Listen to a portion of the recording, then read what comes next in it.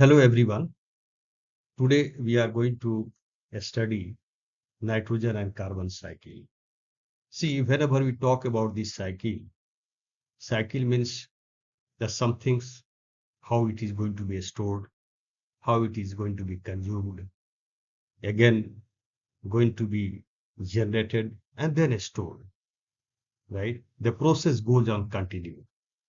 So here, uh, as per our syllabus, we have to study only about the nitrogen and carbon cycle, though many cycles are there, sulfur cycle, oxygen cycle, phosphorus cycles.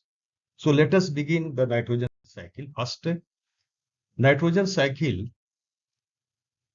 atmosphere possesses 78% of nitrogen.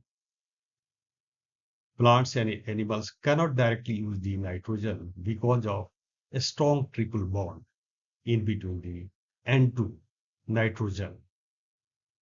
Nitrogen fixation. See, without nitrogen fixation, the plants or the animals cannot use the nitrogen directly from the atmospheres. So, nitrogen fixation means conversion of molecular nitrogen, that is N2, into ammonia, nitrites, and nitrates. So, we can see this diagram. In the atmosphere, 78% nitrogen is there. How these atmospheric nitrogens are going to be converted by different means, right? And then again, it is going to be released into the atmosphere by the process denitrifications. So nitrification and denitrifications goes on continue in the nitrogen cycle. So you can see here the three terms are there: nitrogen fixation by microorganisms, microbial decay, chemical fixation. So we shall discuss one by one. Nitrogen fixation by microorganisms. That means the nitrogen fixing bacteria living in the soil convert the N2, atmospheric N2, into the ammonia. Microorganisms with a special enzyme, Nitrogenase. Nitrogenase is also a type of bacteria which break a strong triple bond and make nitrogen biologically available. It fixes atmospheric nitrogen into ammonium or ammonia. So this is the first point, nitrogen fixation by microorganisms, which converts the N2 into the form of a ammonia. Next, we can see microbial decay. When plants and animals die or animal excrete waste, decomposers, bacteria and fungi convert organic nitrogen into ammonia called ammonifications. So microbial decay, how they are going to convert the N2 into the ammonia. So the first and second. Next is the chemical fixation. Chemical fixation, normally what happens in this case, conversion of N2 into nitrogen compounds like ammonia, nitrates or the urea by industrial chemical process. So these works are carried out by the fertilizer industries. In this process, what happens? Nitrogen, the fertilizer industry takes nitrogen from the atmospheres and hydrogen from petroleum and natural gas, which are combined into ammonia at very high temperature, around 400 degrees centigrade and high pressures 200 atmospheres. This process contributes nearly 30% of the total nitrogen fixed. So we can see in the fertilizer industry, they directly take the nitrogen from the atmospheres, right? So this is about the chemical fixations. So how the ammonia is going to be formed by these three means which we have seen. Now we can see the ammonia is going to be converted in the form of a nitrite by the Nitrosomonas bacteria. These are the nitrifying bacteria, converts ammonia into nitrate, nitrite, right? This Nitrosobacteria convert the ammonia into nitrite, which is the first step of nitrification. Nitrobacter, they are also the nitrifying bacteria, Nitrobacter bacteria, which converts nitrite, which is the toxic to the plants, into nitrate, right? which plants can absorb and use. So nitrite is further going to be converted by Nitrobacter bacteria in the form of a nitrate. So how this cycle we are going to complete, we can see one by one. So next step we can see the chemical and atmospheric synthesis. We can see these three methods we have seen how this nitrogen fixation by microorganisms, chemical fixation, micro decay are going to take place for the conversion of atmospheric nitrogen in the form of ammonia. Similarly, chemical and atmospheric synthesis. In this process also, atmospheric nitrogens are going to be used to form the nitrate. Let us see chemical and atmospheric synthesis. Fixation of atmospheric nitrogen takes place due to lightning. Huge amount of energy generated during lightning leads to breakup of the inert nitrogen molecules into atoms, which react with oxygen in the air, forming nitrogen oxides, NOx. During rainfall, the NOx or nitrogen oxides dissolve in water and form nitric acid, which upon falling on the soil converted into nitrate, right? Actually, this is nitric acid. So what is going to happen? How these atmospheric nitrogens are going to be converted into nitrate? This we have seen. Now, we shall talk about the process of denitrification.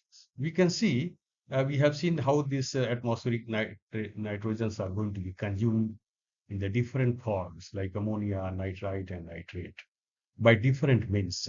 Now, the denitrification also takes place simultaneously. Please remember that denitrification is the microbial redirection of nitrates to nitrogen gas by denitrifying bacteria. So NO3, NO2, you can see NO2 is converted to NO.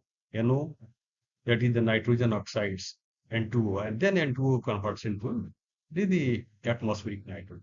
So you can see the parallelly nitrate, this denitrification is also going on. You can see the figures, this is denitrification. So this process goes on continue, right? And it is called as nitrogen cycle. There is a continuous exchange of nitrogen within the ecosystem operating the nitrogen cycle. So now we shall talk about the carbon cycle.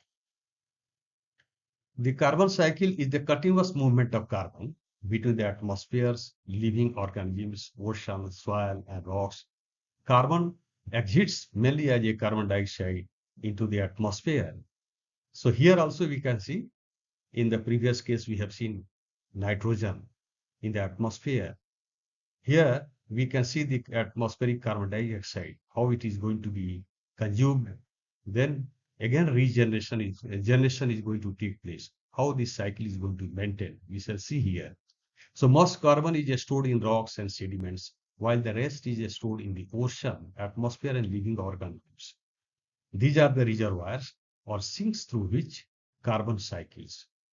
The ocean is huge carbon sink, right? That absorbs carbon. Marine organisms, from Mars plant to fish, from seaweed, is nothing but plant in sea, to birds, also produce carbon through living and dying. Over millions of years, dead organisms can become fossil fuel.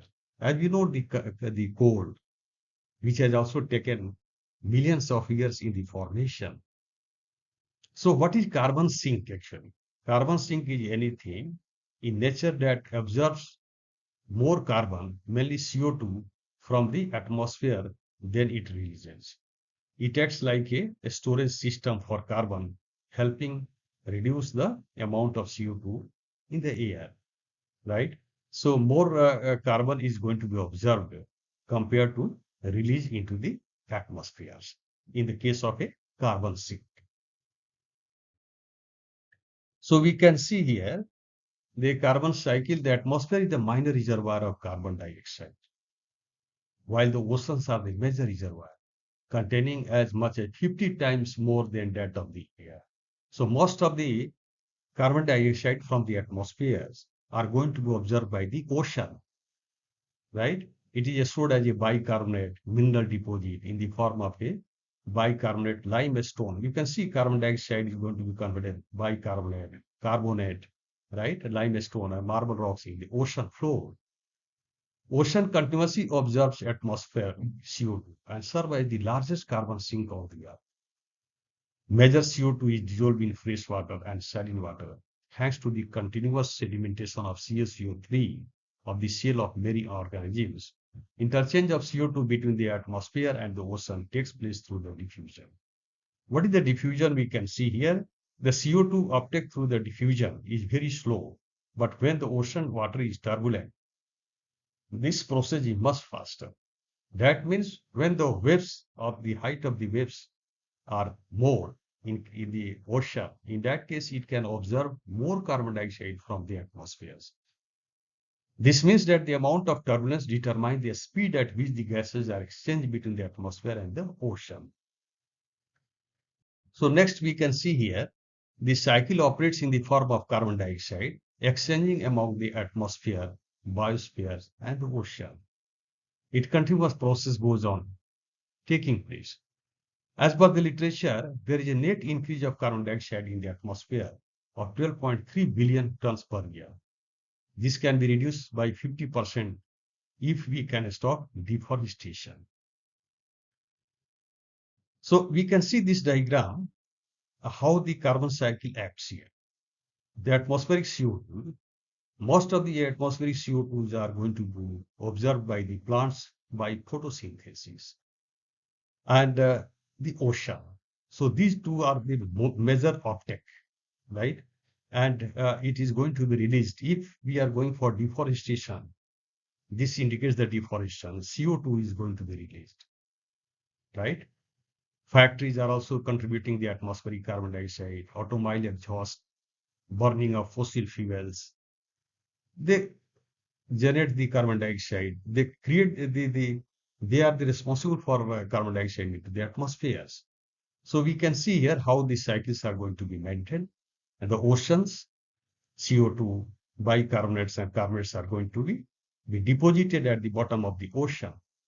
So oceans and the plants are the major uptake, whereas this deforestation, factories, automobile exhaust are contributing CO2 to the atmosphere. So as per the studies, doubling of CO2 can increase the global temperature from 3 degrees centigrade to 4 degrees centigrade, hence change the rainfall pattern, climate change, melting of ice, and increasing level of the sea, causing ocean acidification and disrupting the planet ecosystem. So as we know that in this lecture, we studied about nitrogen fixation by various means in nitrogen cycles, types of nitrifying bacteria playing roles in nitrifications, process of denitrifications. In case of carbon cycles, we studied how the contribution of oceans and the plants are very, very important in consuming this carbon dioxide from the atmosphere. What do you mean by the carbon sink? How the diffusion is going to uptake the carbon dioxide from the atmosphere. So this is all about the today lecture. Thank you.